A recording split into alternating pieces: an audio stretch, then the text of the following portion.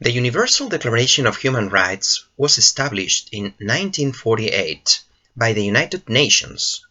This means that all the countries in the world accepted to write on a paper which are our basic fundamental rights. How many rights have we got? In the Universal Declaration, there are 30 rights, and if you're interested in getting to know them, I invite you to go to the internet and visit a wonderful website called Youth for Human Rights, or in Spanish, Juventud por los Derechos Humanos, in which you will find 30 wonderful videos explaining all of your individual rights. Now, human rights have very special characteristics that you should know. They are universal, imprescriptible, and inalienable. They are universal because they apply to everybody, regardless of our differences. They are imprescriptible because they never expire, no matter how old you are or what you do. And they are inalienable because nobody can take them away from you or ignore you, and because you cannot give them away. You cannot say you don't want your rights because they intrinsically belong to you. Now, why do we have rights? That is a difficult philosophical question about the foundations of rights. There are different theories to explain this. One of them is the conventionalist theory. According to conventionalists, we have rights because we decided to do that. This means that rights come from an agreement. So, when people decided to write our articles in a paper, that's why we have rights. It's sort of a pact or an agreement made by people. This is, for example, the theory that sophists defended. They, as you know, were also relativists. They thought different countries and different times have different norms and rules. So human rights for them would be only the result of an agreement. This means that if we have the way to find a different agreement, our rights could change. According to the conventionalist theory, we could change our rights if we agree to modify them in the future. Now, there is a different theory, an opposed interpretation of human rights, which is called the theory of natural law. According to the natural law theory, rights are in our human nature. It means that they belong to everybody, everywhere, no matter where or when you live. So, human rights are natural. They are part of our way of being.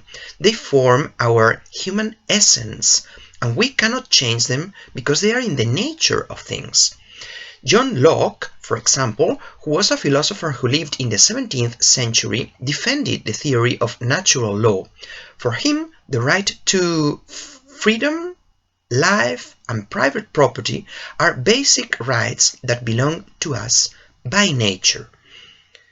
There is a very important thing that you should know about human rights. They are not all equal. They can be classified. Actually, they can be classified in two different ways. So we'll go step by step. The first classification of human rights divides them according to which value they are trying to protect. Civil rights protect our freedom.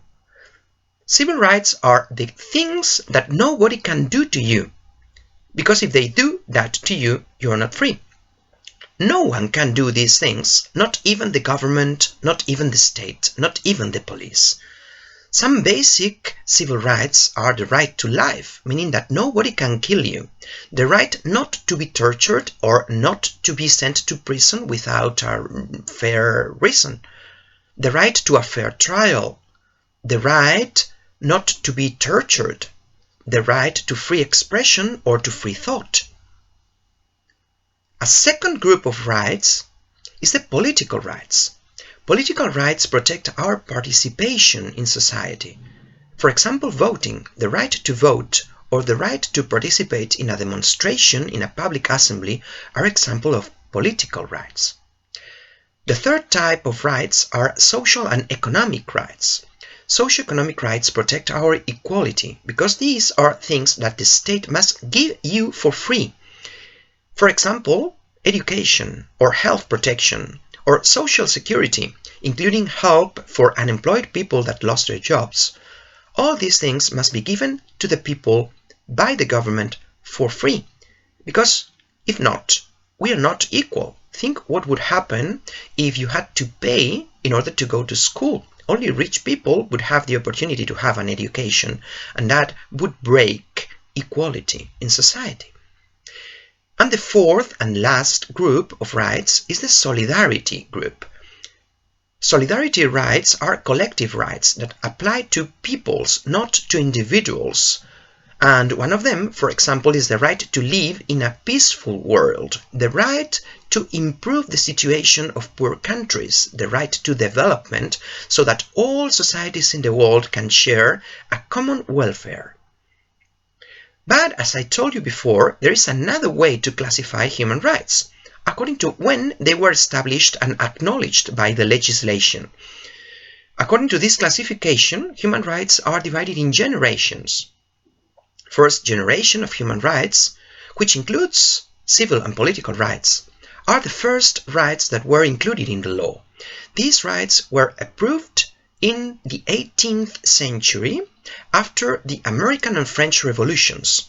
You know, the revolutionaries decided that people had to stop being subjects and they had to begin being citizens. This meant that there was the necessity to establish limits to what the government could do to people, those are civil rights, and that we should grant everybody's participation in society, and those are political rights.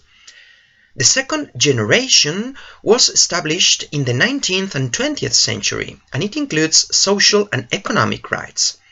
It took time to pass these rights in the legislation because, as you know, these rights imply money. The government has to pay to ensure that everybody has a free education or free health protection. So it was hard to force the government to pass these rights.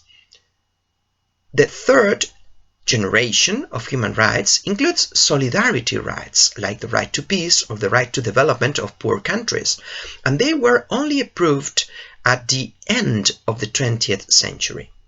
Now, you might think if there are more rights than these 30 human rights included in the Universal Declaration of Human Rights.